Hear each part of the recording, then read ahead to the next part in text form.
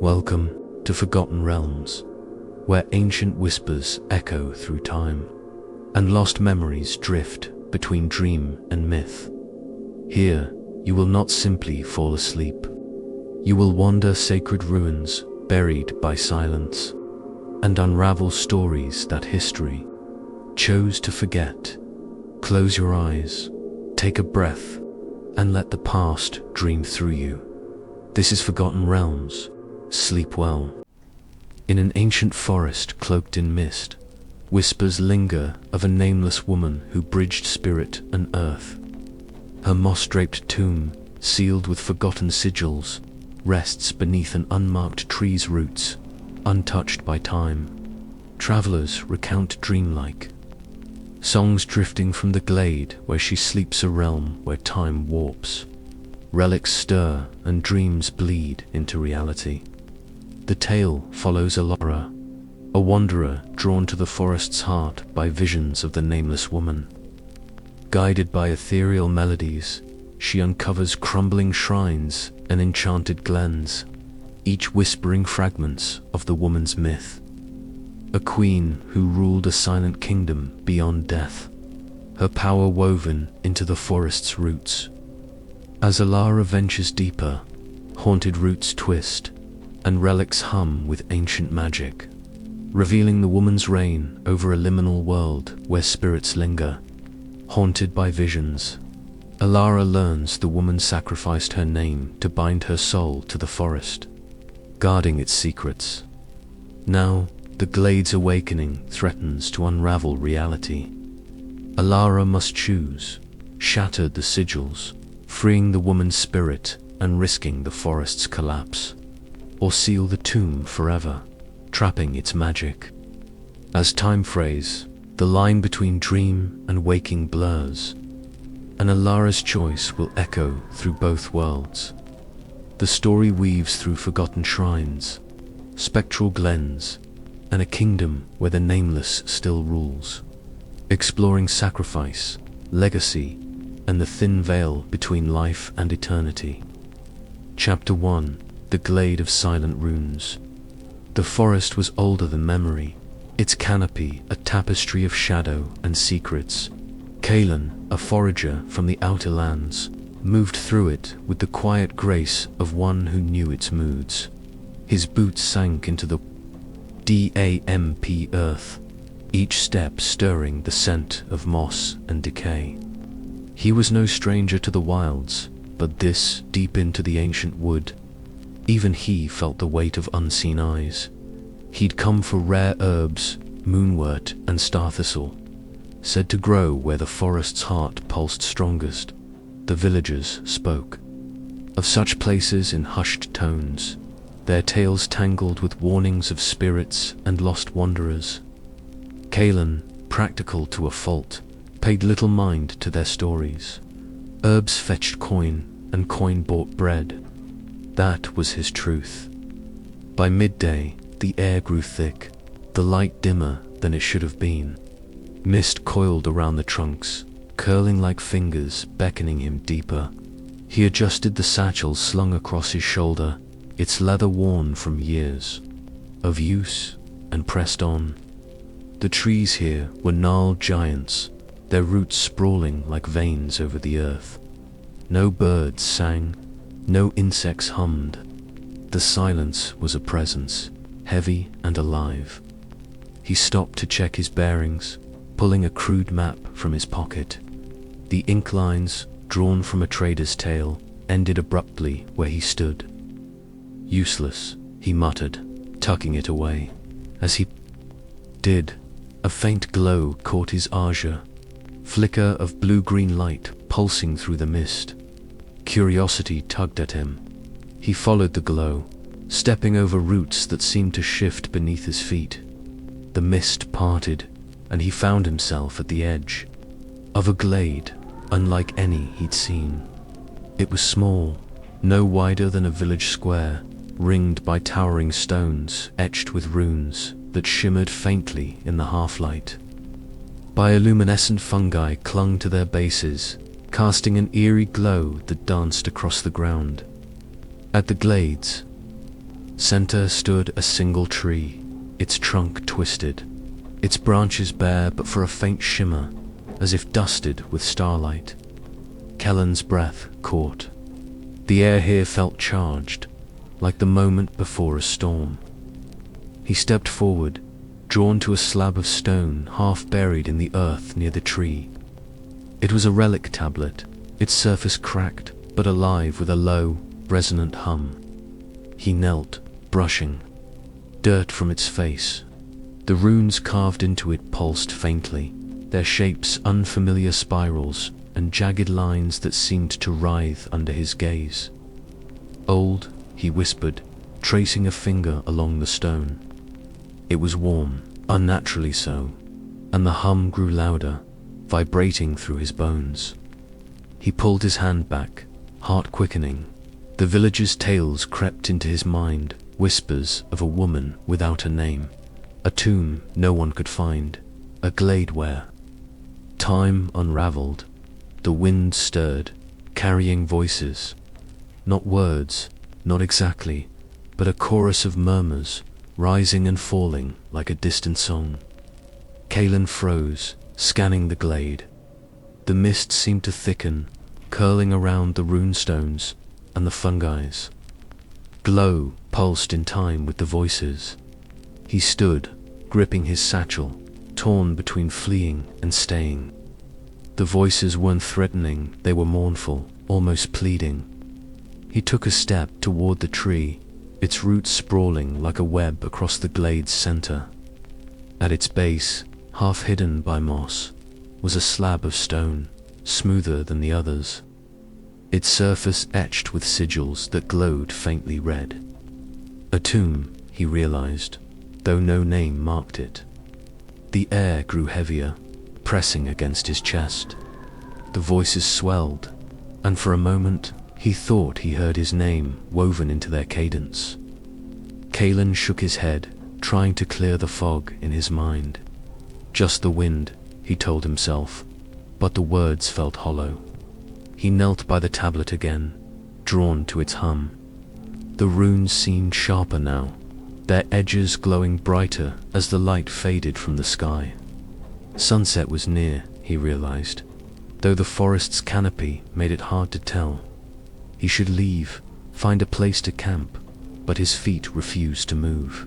The first star appeared above, faint through the mist. The glade seemed to hold its breath. Then, with a sound like a sigh, the runes on the tablet began to shift. Kalen stumbled back, eyes wide, as the carved lines twisted, rearranging themselves into new shapes.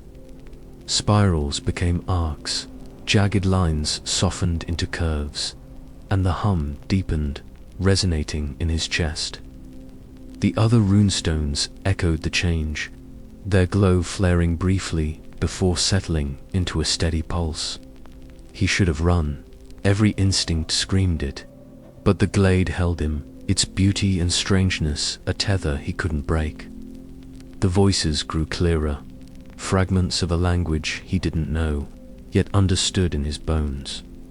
Stay, see, remember. The words weren't spoken, but they filled him, warm and heavy, like a truth he'd always known.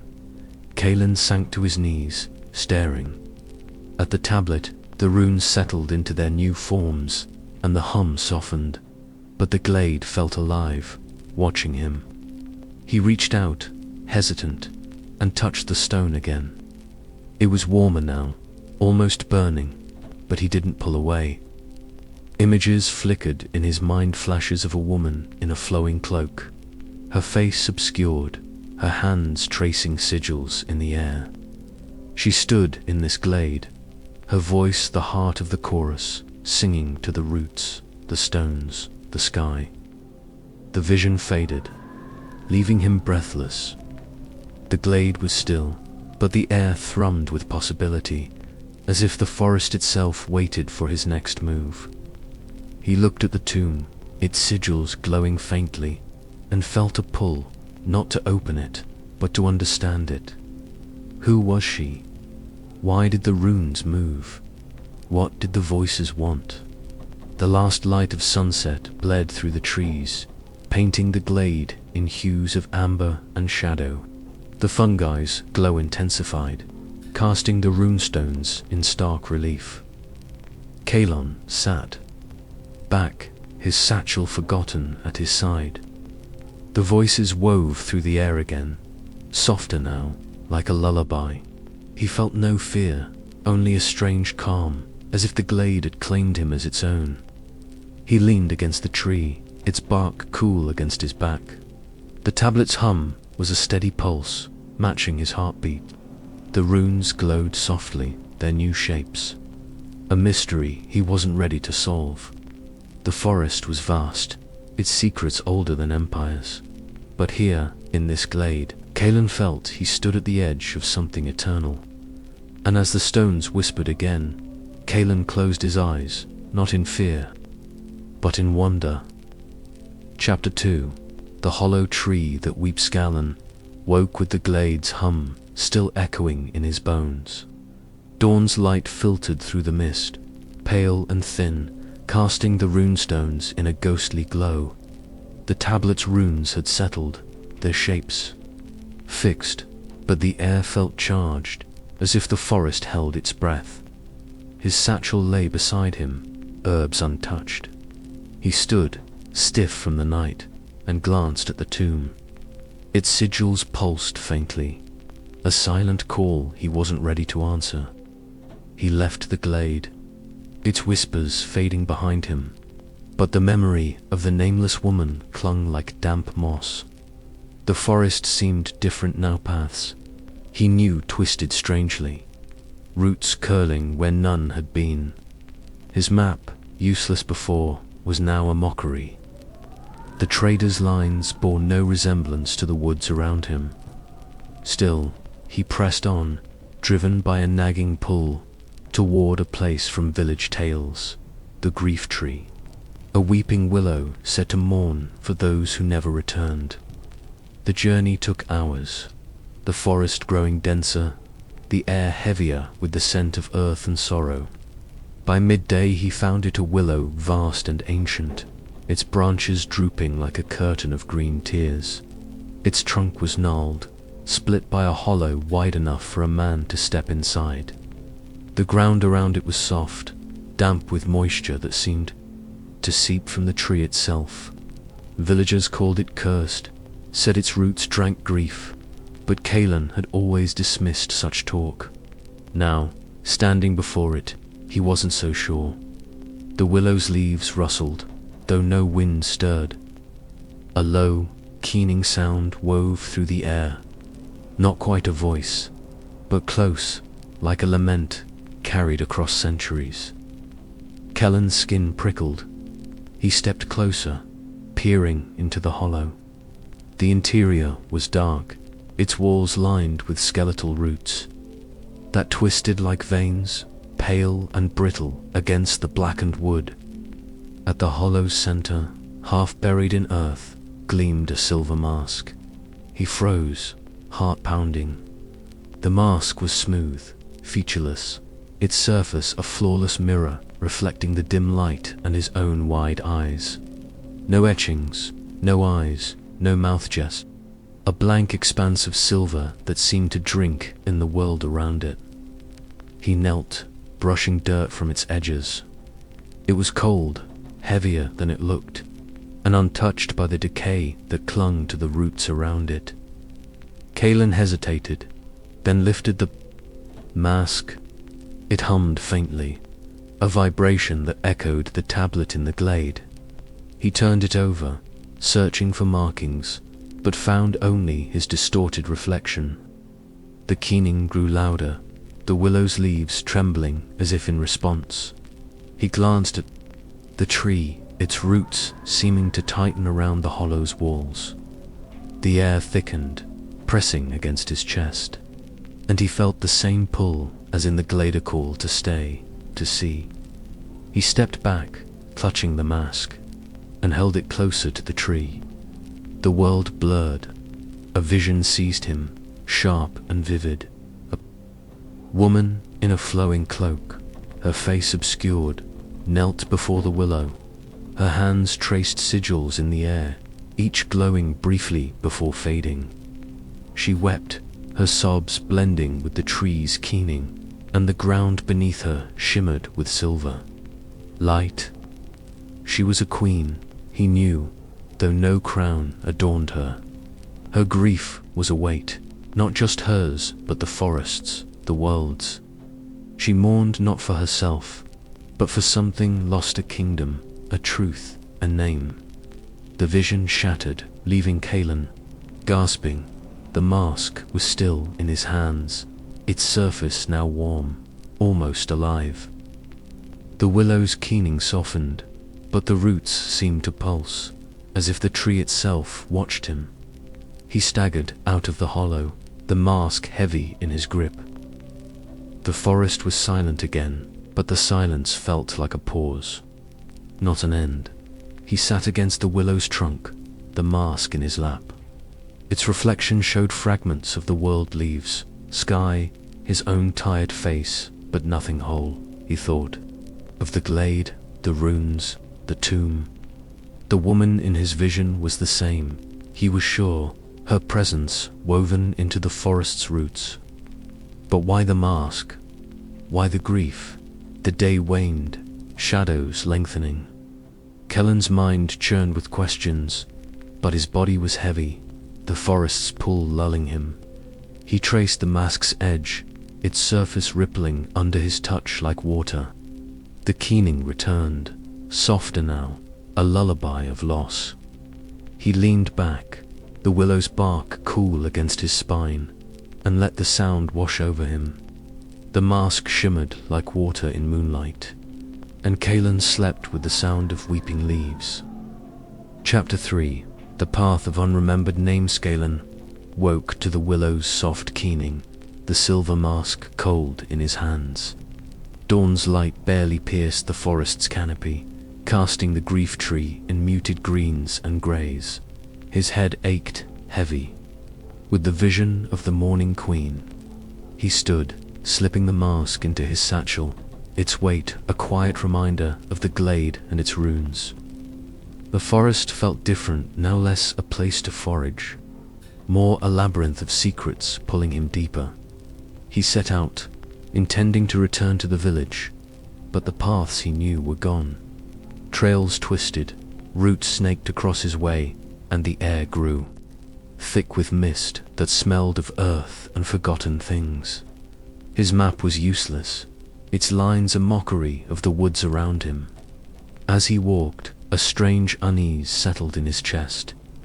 Names, simple ones, like the herbs he sought or the village he called home, slipped from his mind like water through fingers. He tried to recall the trader who'd drawn his map, but the man's name was a blank, a shadow where a word should be. Panic crept in. He whispered his own name, Kaelin, to anchor himself, but it felt thin, like a thread fraying. The forest seemed to drink it, the trees leaning closer as if to listen. He stopped, heart pounding, and noticed a narrow trail branching off, barely visible, its edges lined with stones that gleamed faintly, like the runes in the glade. The path called to him, not with sound but with a pull in his bones. The same force that had drawn him to the grief tree. He followed it, the forest, growing denser, the air colder. The trail wound through gnarled oaks and twisted pines, their branches forming a tunnel that dimmed the light. The stones along the path bore faint carvings, glyphs that shimmered when he looked too long. He tried to speak, to name the trees, or the sky, but the words dissolved, leaving his tongue heavy. His own name flickered, a half-remembered dream. He clutched his satchel, the mask's weight grounding him, and pressed on. The trail ended at a stone arch, ancient and weathered, its surface etched with glyphs that pulsed softly, like a heartbeat. The air around it hummed, a faint echo of the glade's tablet. Kaelin approached, his breath shallow. The glyphs were unlike any he'd seen, curved and jagged, They seemed to shift, forming patterns that teased meaning but never settled. He reached out, fingers brushing the stone, and a jolt ran through him, sharp and cold. The glyphs flared, and a word slipped from his lips. On the arch answered. Its glyphs shimmered brighter, and a voice not his own whispered his name back. Kalen. It was soft, feminine, and impossibly familiar, though he knew no one in these woods. His skin prickled. The voice came from nowhere and everywhere, woven into the mist, the trees, the earth. He stepped back, heart racing, and tried to speak again, but his name felt foreign, like a borrowed thing. He fumbled in his satchel, pulling out the mask. Its featureless surface reflected the arch, the glyphs distorted in its silver sheen. The voice whispered again, Kalen, closer now, as if someone stood just behind him. He spun, but the path was empty, the forest silent, save for the hum of the arch. His name was fading faster, a whisper in his mind, and with it, his sense of self unraveled. He was a forager, wasn't he? From somewhere. The details slipped away. Desperate, he rummaged deeper in his satchel, his fingers brushing something small and codependent, half forgotten, tucked in a pocket from a trade long ago. It was simple, a smooth stone set in silver, etched with a single glyph that matched those on the arch. He held it up, and the glyph glowed faintly, warm against his palm. He spoke his name again, Kalen, and the pendant pulsed, the words solidifying in his mind. The fog in his thoughts cleared, his name anchoring him like a root in loose soil. He tested it, speaking other names, Moonwort, Starthistle, the village. Each word, bolstered by the pendant, held firm. The arch's glyphs dimmed, as if satisfied. But the voice came again, softer, laced with sorrow, Kalen. It wasn't a call to stay, but a plea. Like the keening of the grief tree, he tightened his grip on the pendant, its warmth a shield against the forest's pull. The path stretched. Beyond the arch, darker now, the stones less frequent but still glowing faintly. He followed it, the pendant in one hand, the mask in his satchel. The forest seemed to watch, its silence heavier, expectant. Names returned to him, slowly, herbs, places, faces from the village, but they felt fragile, as if the path could steal them again. The voice followed, whispering his name at odd moments, always when he least expected it. Each time, he clutched a pendant, speaking his name to keep it close. Hours passed, or perhaps days. The forest warped time, sunlight flickering like a candle in wind. The trail led to a clearing, smaller than the glade, ringed by trees that leaned inward, their branches entwined like clasped hands. At its center stood another stone, not an arch but a slab, half sunken in the earth, its surface covered in glyphs that matched the pendants. The air here was thick, almost liquid, and the voice grew louder, not just his name, but fragments of others, names he didn't know but felt he should. He knelt by the slab, the pendant glowing brighter. The glyphs on the stone shimmered, and another vision gripped him. The woman from the glade and the grief tree stood here, her cloak pooling like shadow. She held a pendant like his, her fingers tracing its glyph as she spoke names. Hundreds, thousands, each one a thread tying her to the forest. Her face was still hidden, but her eyes burned with purpose, not grief. She was binding something, or unbinding it, her voice a song that held the world together. The vision faded, leaving Kalen trembling. The pendant was hot now, almost burning. But he didn't let go. The voice whispered his name again, closer, as if she stood beside him. He looked around, half expecting to see her, but the clearing was empty. The slab's glyphs pulsed, and he felt the forest shift, the path behind him blurring, as if it might vanish. He sat, exhausted, the pendant still in his hand. The mask in his satchel felt heavier, its hum a faint echo of the slabs. He didn't know what the woman wanted, or why his name mattered to her, but he felt her presence in every stone, every root. The forest wasn't just a place, was her or part of her, and he was tangled in its weave. Night fell, or what passed for night, in the forest's endless dusk. The glyphs on the slab glowed softly, casting the clearing in a pale light. Kalen leaned against a tree, its bark rough but oddly comforting. The voice was silent now, but he knew it would return. He held the pendant, whispering his name to himself, a quiet defiance against the path that stole memories.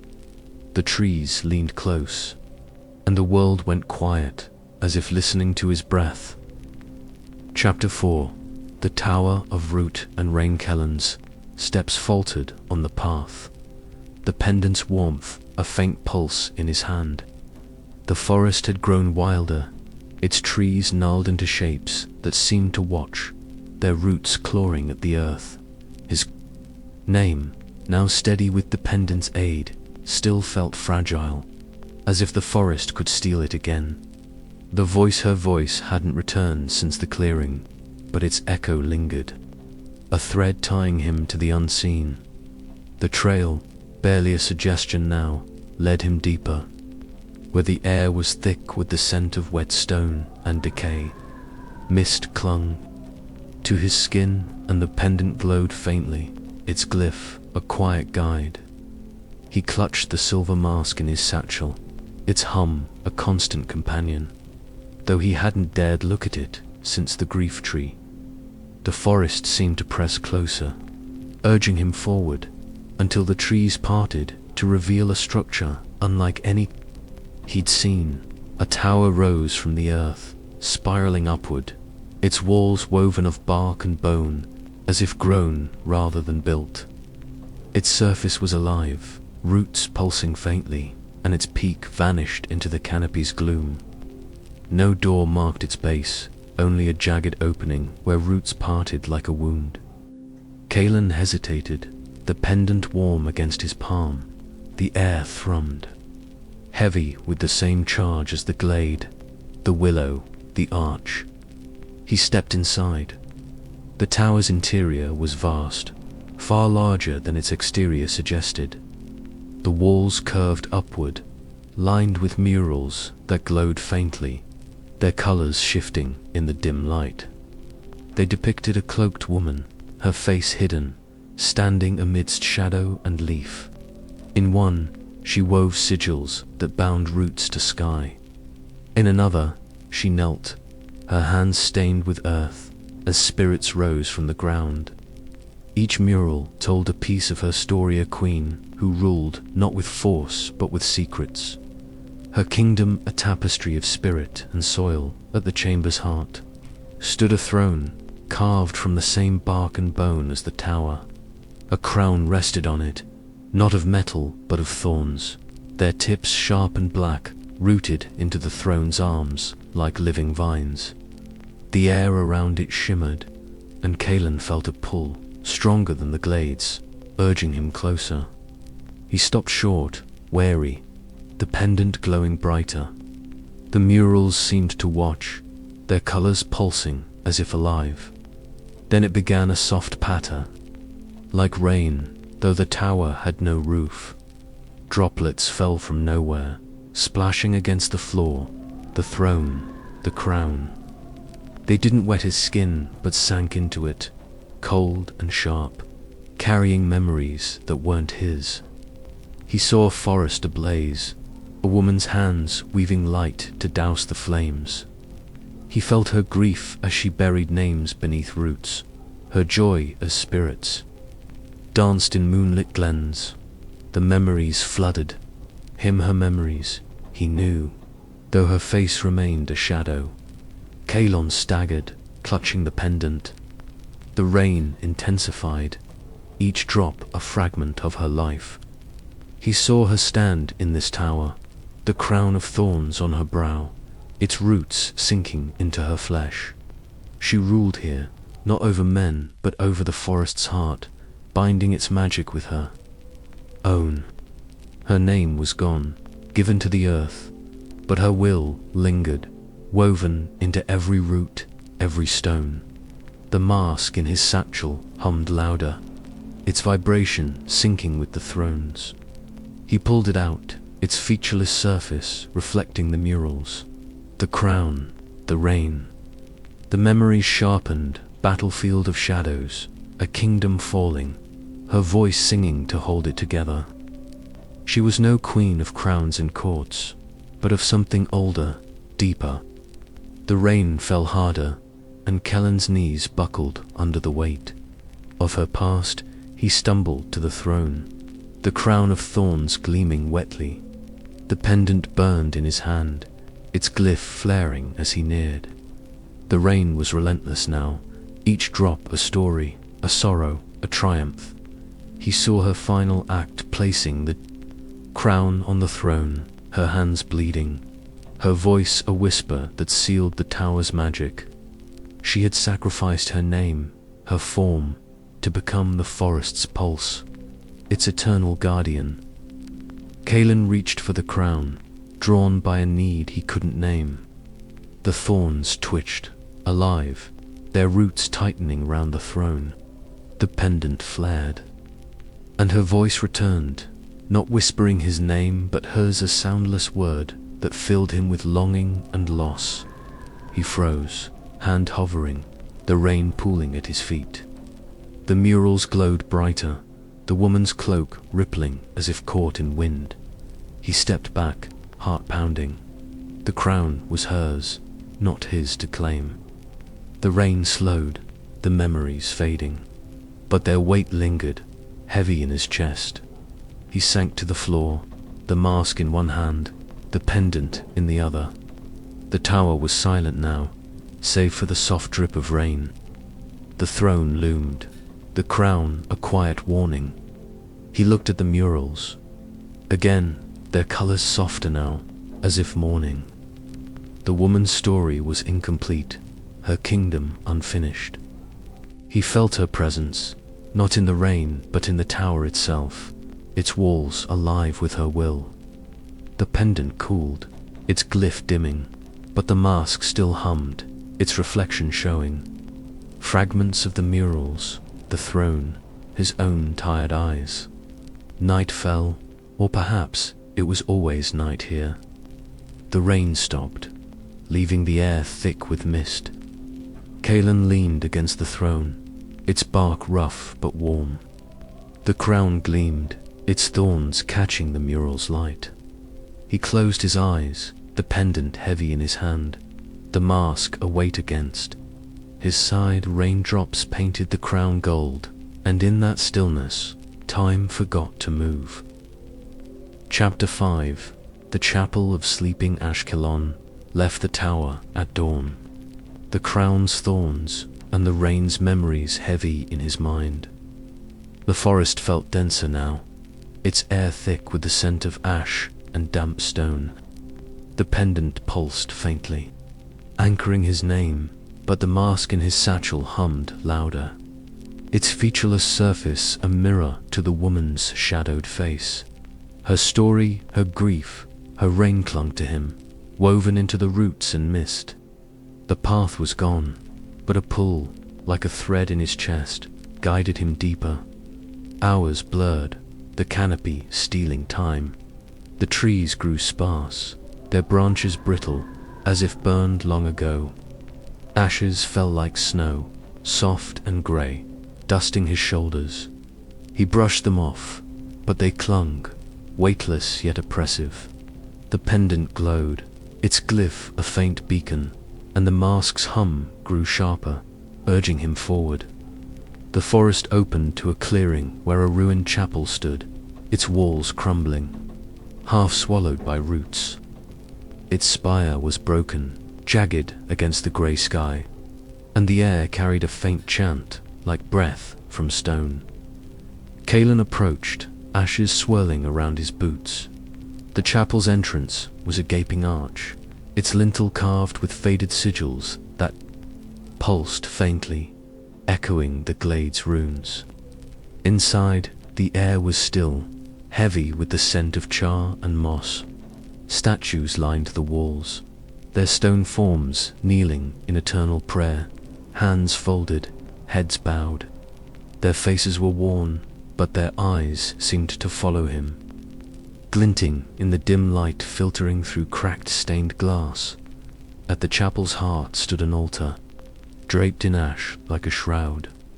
On it lay a book, its cover black and unmarred, though flames licked its edges, burning without consuming. Kalen froze, the pendant warm in his hand. The book's fire cast flickering shadows, and the statue's eyes seemed to glow brighter. The chant grew clearer, not words, but a rhythm, like a heartbeat from the earth. He stepped closer, ashes crunching underfoot, and the mask in his satchel vibrated, its hum blending with the chapel's pulse. He reached for the book, drawn by its impossible flames. The pendant flared, and the air tightened, as if the chapel held its breath. His fingers brushed the cover, warm but not burning, and a statue to his left whispered a soft, rasping sound, like stone grinding against stone. "Swear," it said, its voice a woman's, familiar yet distant, like the one that had whispered his name on the path. He yanked his hand back, heart racing, and the statue fell silent, its stone hands still folded. The book's flames flickered higher, and Kellen's voice betrayed him. Words spilled from his lips, unbidden. "I bind my name to the roots, my will to the ash, my breath to the eternal." He clapped a hand over his mouth, but the vow hung in the air, heavy and final. The pendant burned, its glyph blazing, and the statue's eyes glowed, their stone faces almost alive. He hadn't made that vow, yet it felt like his own, carved into his bones by the forest's will.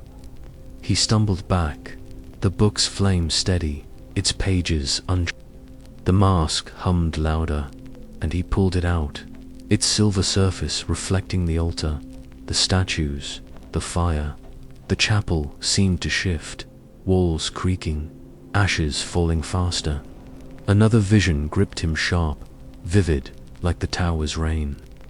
The cloaked woman stood at the altar, her hands on the book, flames curling around her fingers. She spoke the same vow, her voice a song that bound the chapel's stones. The forest's roots, the spirits lingering in the ash. Her face was hidden, but her presence was the chapel itself. Her will, its foundation. The vision faded, leaving Kalen gasping. The book's flames dimmed, but the vow echoed in his mind, not his yet undeniably hers. The statues watched, there, stone hands unmoving, but the whispering one seemed to lean closer, its eyes brighter. He clutched the pendant, whispering his name, Kalen, to ground himself. But the vow's weight pressed harder, as if the chapel demanded he finish what she began. He approached the book again, wary. Its cover was smooth, the flames warm, but harmless. He opened it, and the pages were blank, yet the fire danced along their edges, unburning. The pendant glowed, its glyph matching faint sigils that appeared on the pages, fading as quickly as they formed. The vow came again, softer. From his own lips, "I bind my name." He stopped, shaking his head, but the words felt right, like a truth he'd forgotten. The statue's chant grew louder, a chorus of stone voices weaving through the ash. The whispering statue spoke again, "Swear," and the others echoed, "There." Voices blending with Herster, Queen, the Nameless, the forest's heart.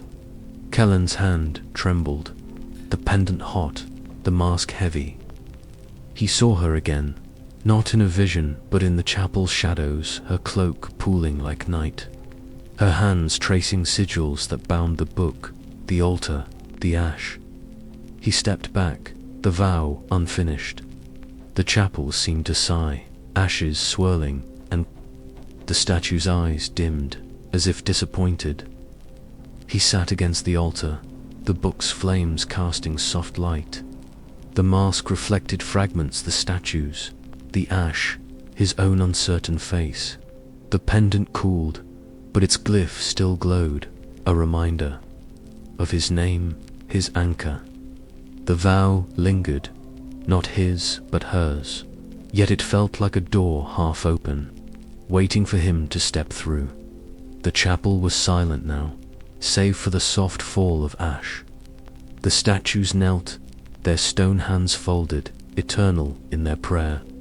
Kaelin looked at the book, its flame steady, and felt the forest's pulse beneath him.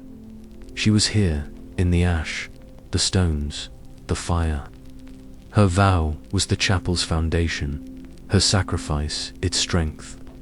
He didn't know why he'd spoken her words, but they bound him now as surely as the roots bound the earth.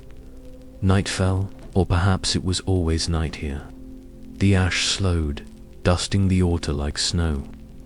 Kaelin leaned against the stone, the pendant in one hand, the mask beside him. The whispering statue was still, but its eyes seemed to linger, watching, waiting.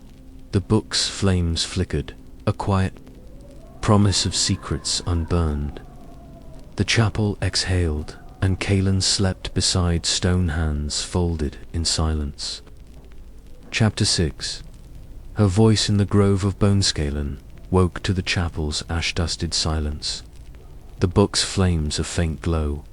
The pendant pulsed softly, his name Callan steady but thin, like a thread stretched taut. The mask in his satchel hummed, its silver surface reflecting the statue's folded hands. The vow he'd spoken, hers yet somehow his, lingered like a bruise. The chapel felt alive, its stones exhaling her presence, urging him onward. He left the altar, the whispering statue's eyes following him through the arch. The forest had shifted.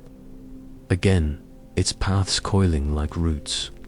Ashes no longer fell, but the air was sharp with their scent, mingling with moss and bone. The pendant glowed, guiding him through trees that leaned closer, their branches skeletal, stripped of leaves. The mask's hum grew sharper, syncing with his steps as if it knew where he was bound. He walked for hours, or perhaps days' time frayed in the forest's grip. Sunlight a fleeting guest. The trees parted, revealing a grove of bone-white trunks, their bark smooth and pale as marrow. No leaves grew here.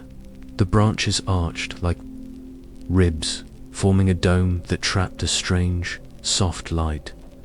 The air hummed with a lullaby, wordless yet piercing, carried on a wind that stirred nothing but sound.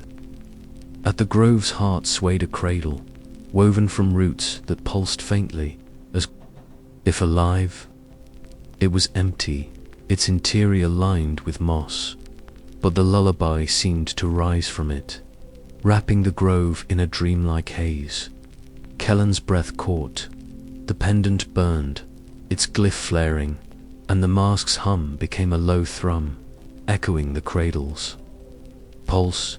He stepped forward, ashes crunching underfoot, though none fell here.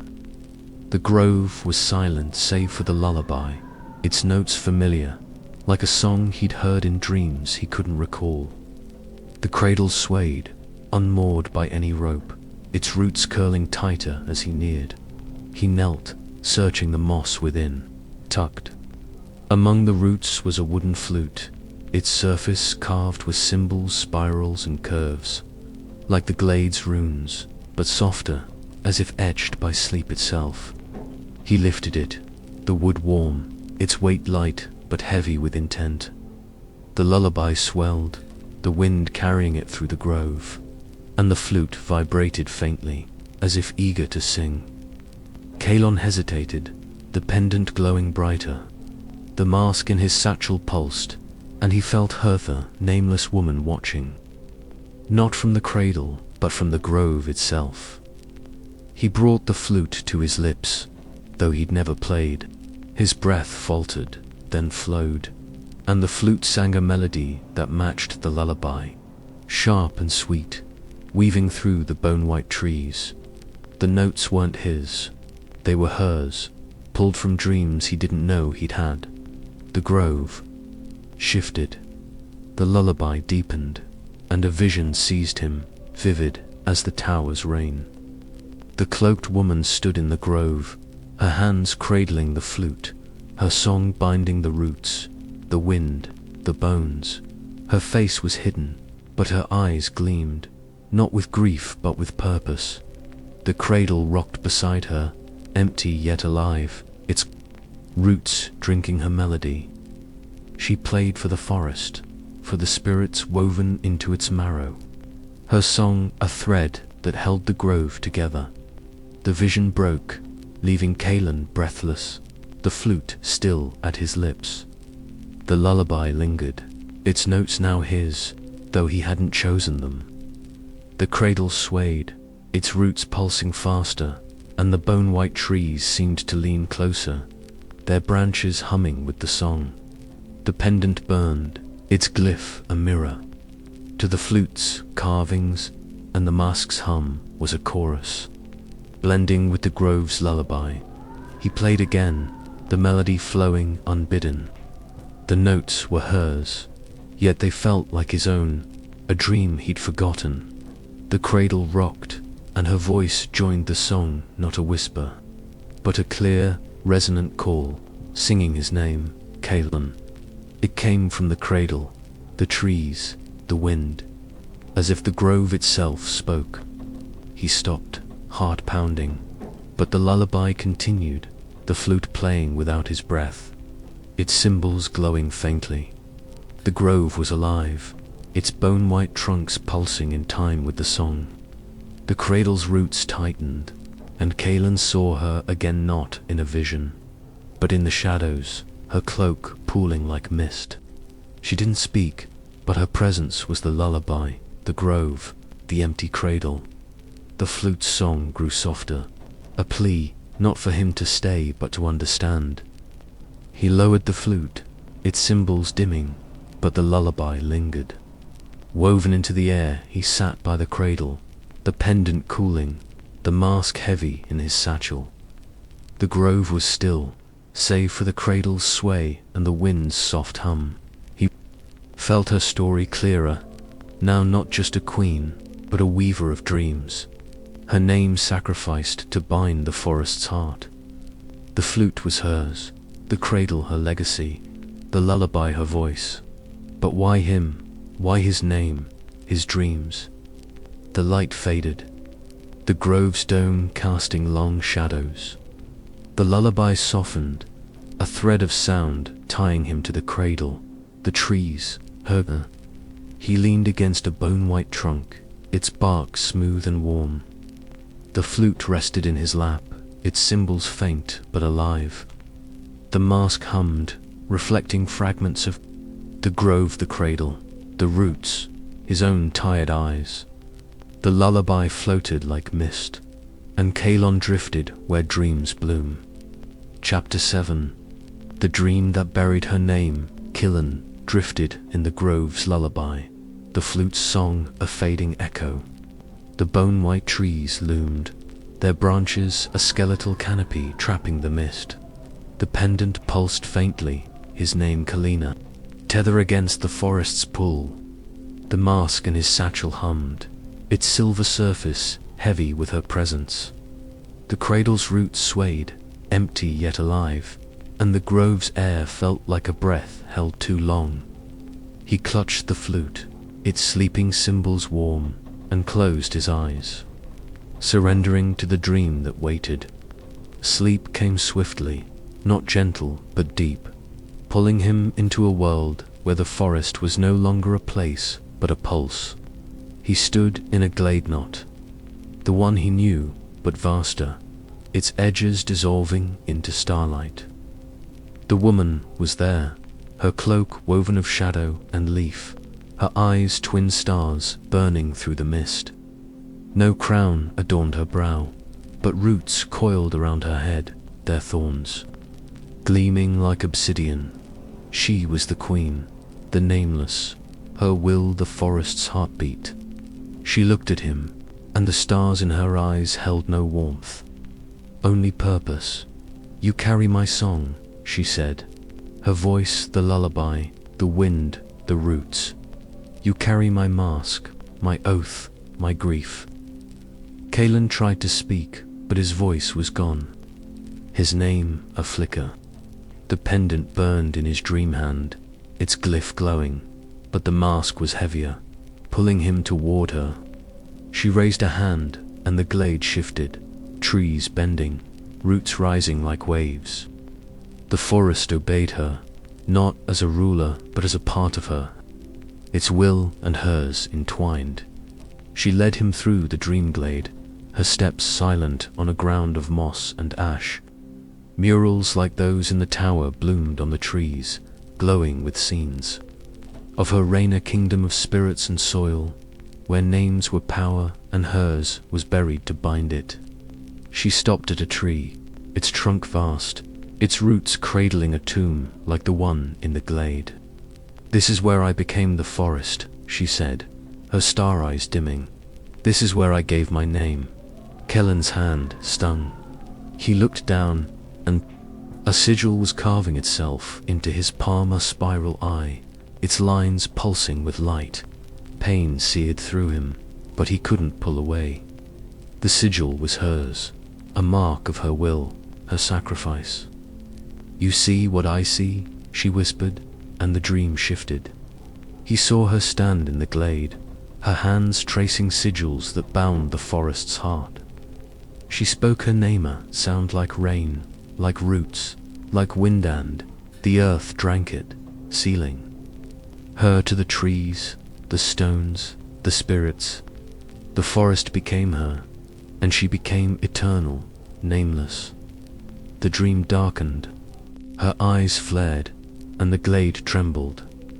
"You carry my mark now," she said. "You walk my path." When Kalen tried to speak, to ask why, but the sigil burned, and her voice drowned his. "Find the heart. Free it, or bind it." The cradle appeared, its roots swaying, and the flute's song rose, sharp and pleading. The mask hummed, its reflection showing her star eyes, his own face, the spiral eye on his palm. The forest bent closer, its will hers, and Kalen felt himself fading, his name slipping like ash through his fingers. He woke gasping, the grove's bone-white trees stark against the dawn. The lullaby was gone, but the flute lay in his lap, its cymbals faintly glowing. The pendant was warm, his name steady, but his hand throbbed. He looked down, and the spiral eye was there, etched into his palm, not a dream, but real, its lines faint but unyielding. His breath caught, the mask's hum a low pulse in his satchel. The cradle swayed, its roots silent, but the grove felt alive, watching, waiting. He stood, legs unsteady, and the forest seemed to shift, the bone-white trees leaning as if to guide him. The sigil stung, a reminder of her will, her warning. Free the heart, or bind it. He didn't know what it meant, but the grove, the chapel, the tower, all were hers. Pieces of a kingdom woven into the earth. The flute's song, the mask's hum, the pendant's glow, they were her tools. And now his, though he didn't understand why. He walked, the grove fading behind him, its lullaby a faint memory.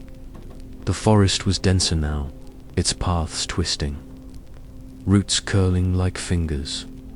The sigil pulsed, guiding him where no trail existed. Hours passed, or perhaps moments. The forest warped time, its will bending to hers. The mask grew heavier, its hum a constant thread, and the flute cymbals glowed when he touched them, as if eager to sing again. A clearing emerged, smaller than the grove, its ground soft with moss. At its center stood a stone, not carved, but natural, its surface smooth, pulsing with faint light. The sigil on his palm burned, and her voice came not a whisper, but a song, the lullaby from his dreams. Kaelin, she sang, and the stone glowed brighter, its light matching the spiral eye.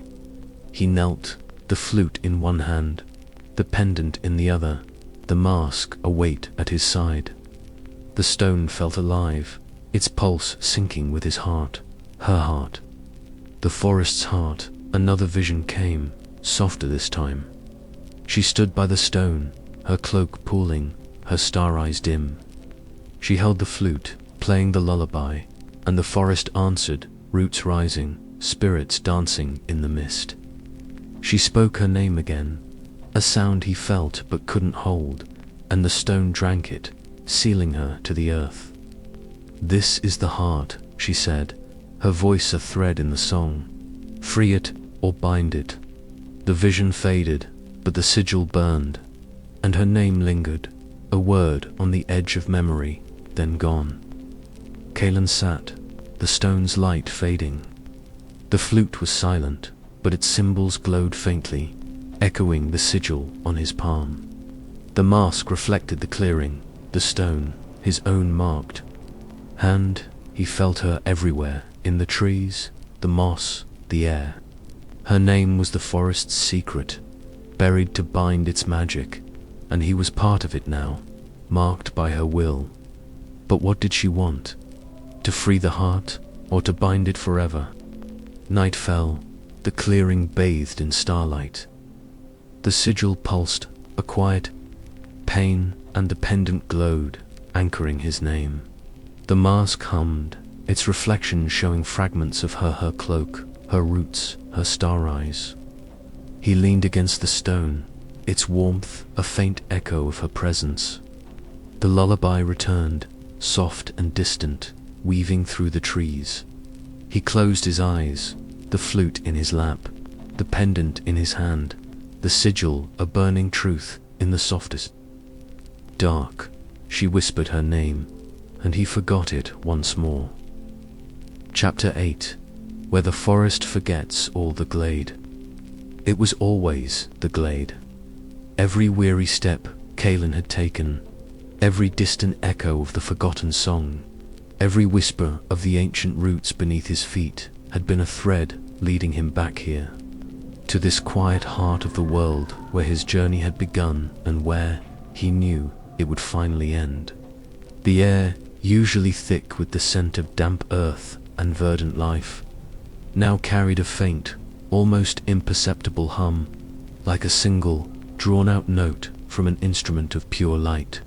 His legs burned, his lungs ached, but the fatigue that had been a constant companion for weeks, for months, for what felt like an eternity, had begun to recede, replaced by a strange, anticipatory calm.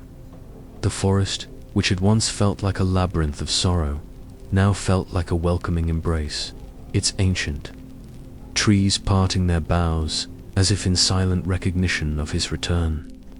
Sunlight, fractured into emerald shards by the dense canopy, dappled the forest floor, illuminating a path already etched into his soul. He moved with a quiet determination, past the gnarled oaks that seemed to sigh with age, past the babbling brook that mirrored the shifting patterns of light, until the familiar clearing opened before him. It was precisely as he remembered, yet subtly, profoundly different. The mossy mound, his beloved's tomb, no longer blended seamlessly with the forest floor. It pulsed. A soft, ethereal glow emanated from the mound, a luminescence that seemed to originate from within the very earth itself. It wasn't harsh or blinding, but a gentle, steady radiance, like moonlight distilled through the purest crystal. The moss, usually a deep, vibrant green, shimmered with an inner light, each tiny fiber seeming to pulse with a hidden life. The air around it felt cooler, almost sacred, vibrating with an energy that spoke of ancient magic and profound slumber. This wasn't merely a resting place. It was a living heart, beating with a light Kalen had never dared to dream of. He sank to his knees beside it, his gaze fixed on the luminous moss. His fingers, trembling slightly, reached out, hovering just above the surface.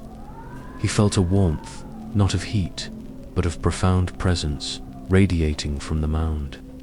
This was it. The end of his arduous quest, the threshold he had sought for so long. There was no fear, no regret, only a deep, abiding sense of rightness, as if every fiber of his being had been yearning for this precise moment.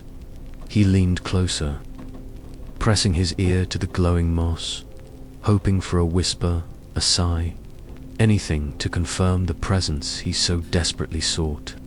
But there was only the gentle hum, the silent song of the glade. Closing his eyes, he took a deep, shuddering breath, consciously drawing the very essence of the place into his lungs. And then it came, not as a sound or a scent, but as a wave, an overwhelming flood of sensation that washed over him, through him, filling every empty space within his soul. It was peace, not the fleeting tranquility of a quiet morning, or the temporary respite from pain, but an ancient, boundless peace, deep and unyielding as the earth itself. It was the peace of roots intertwined, of timeless stone, of water flowing eternally to the sea. It was the absence of struggle, of yearning, of all the tumultuous emotions that had driven him for so long. It was her peace, the serenity she must have found in her final moments, now gifted to him, a balm to his wounded spirit. He breathed it in, deeply, letting it permeate his very bones, stilling the tremor in his hands, soothing the ache in his heart. It was a revelation, a quiet understanding that transcended words. All his grief, his relentless pursuit, his desperate longing began to recede, not vanishing, but settling into a quiet corner of his being, understood and accepted as part of the tapestry of his journey. Her peace enveloped him, a final, tender embrace. As the peace settled within him, a profound weariness, different from the physical exhaustion, began to descend. It was the exhaustion of a soul that had traversed countless miles, faced countless challenges, and now, finally, could rest. He felt his eyelids grow heavy, his muscles relax, surrendering to the profound calm that had settled over the glade. He laid himself down beside the glowing mossy tomb, his head resting against the cool, illuminated earth, his hand outstretched, palm down, connecting fully with the gentle warmth emanating from within. He didn't fight the encroaching sleep. It felt less like an ending and more like a gentle descent into a deeper state of being. His thoughts, usually a whirlwind of memories and unanswered questions, began to dissipate, replaced by images that floated effortlessly behind his eyes. He saw her, not as she was in her final moments, but vibrant, alive, her laughter echoing through sun-dappled glades, her eyes sparkling with shared secrets. He saw moments of joy, of simple happiness, moments he had almost forgotten in his grief. These were not memories he was actively recalling. They were emerging from within him, from the profound connection he now felt to the tomb, to her. It was as if her presence was stirring dormant currents within his own mind, coaxing forth the purest, most cherished fragments of their shared past. And as these images played out, a new kind of consciousness began to stir. The magical element began to manifest. The tomb, he realized, wouldn't open with a physical key. It would open not with a lock, but with dreams. Not just any dream, but his dream, intertwined with hers. A dream born of his deepest yearning and her eternal peace. As Kellen's conscious mind slipped further away, his dream took hold. It was a singular, pervasive dream, devoid of narrative or sequence.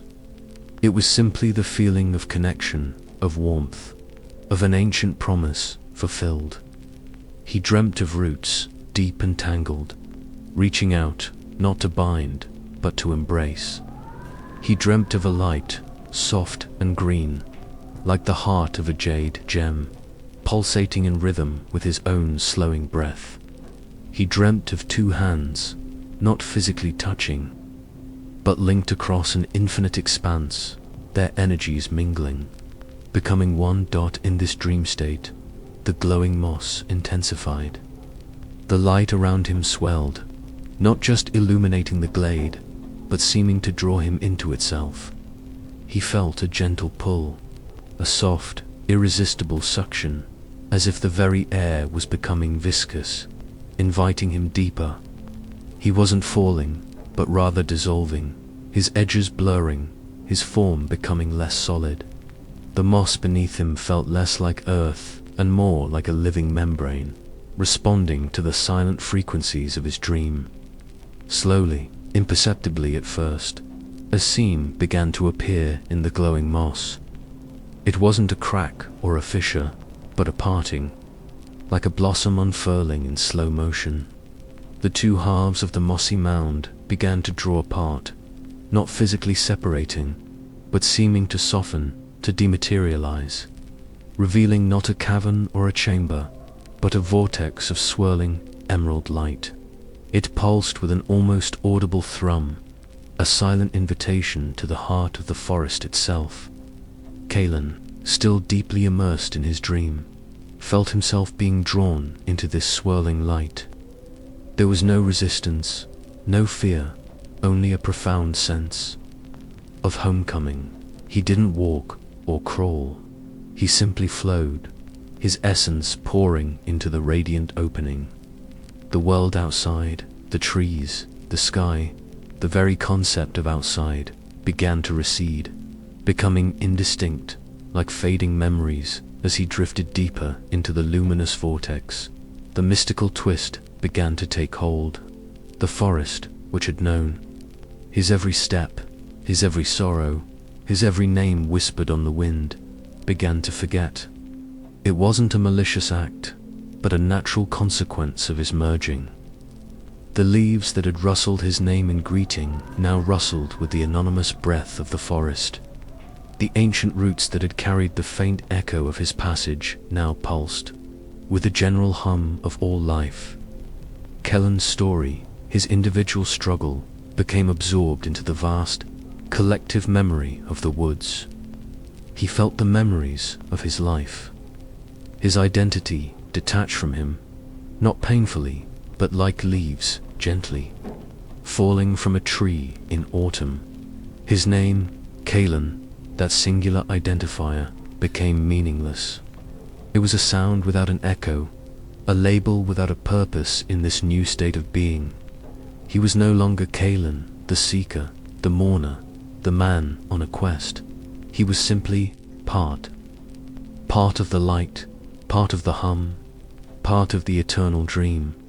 He wasn't descending into darkness, but into a profound, vibrant green. The light intensified, surrounding him, filling him. He felt himself being woven, thread by thread, into something vast and ancient. He was no longer distinct, but intertwined, interconnected. He felt the vast network of the forest's roots reaching out, not just beneath the ground, but within the very essence of this luminous space. There were tendrils of pure energy, weaving him into their timeless embrace. He wasn't sleeping on the roots, but in them. His consciousness, still dreaming, became one with the ancient, sprawling consciousness of the forest. He felt the slow, deliberate pulse of the earth, the silent conversations between distant trees, the deep, resonant slumber of the glade. He was a part of its stillness, a part of its growth, a part of its eternal cycle, and within this vast, green dream she was. There, not as a separate entity, but as a presence, a warmth, a resonant harmony that was now indistinguishable from his own. Their dreams mingled, flowed into each other, creating a single, boundless consciousness. There was no need for words, no need for touch, no need for recognition of individual forms. They were two currents of the same river, finally merging into a single, profound flow. He felt the ancient wisdom of the forest seep into his being, the silent acceptance of all that is, all that was, all that will be. There was no future, no past, only an eternal present, held within the embrace of the roots, within the heart of the glade. The glow from the tomb, which had drawn him in, now pulsed softly, a beacon within the forest's deeper realms, a testament to the merging that had transpired. Above ground, the mossy mound remained, its glow now a constant, gentle pulse, almost indistinguishable from the natural light of the glade. The trees, ancient sentinels, stood silent, their leaves whispering secrets to the wind, secrets that no longer contained the name Kalan. The glade itself seemed to breathe a sigh of contentment, its long vigil over, its purpose fulfilled. Deep beneath the forest floor, woven into the very fabric of the earth, his name forgotten. His journey complete, Kalon settled into his final sleep. He dreamt, and she dreamt with him, their spirits intertwined, their essences bound together for eternity. The constant hum of the glade, the deep pulse of the roots, the gentle light of the mossy tomb, all became parts of their shared unending dream. And so, beneath the silent canopy, two nameless souls dreamed as one.